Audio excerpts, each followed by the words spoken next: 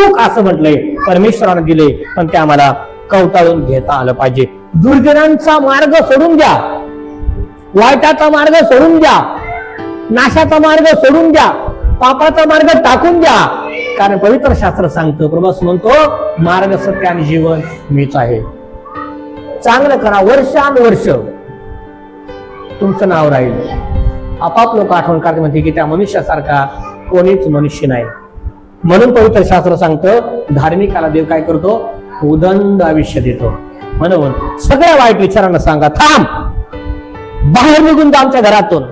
आमचं घर प्रार्थनेत वाढणार आहे. बोला हालेलुया. प्रार्थना शिकवा, सुनबाईंना प्रार्थना शिकवा, नातवंडांना प्रार्थना शिकवा.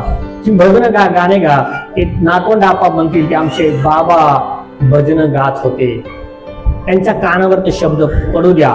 पवित्र शास्त्र तेच आम्हाला सांगतं, मुलांनो बापाचं शिक्षण काय करा, ऐका. बोला हालेलुया.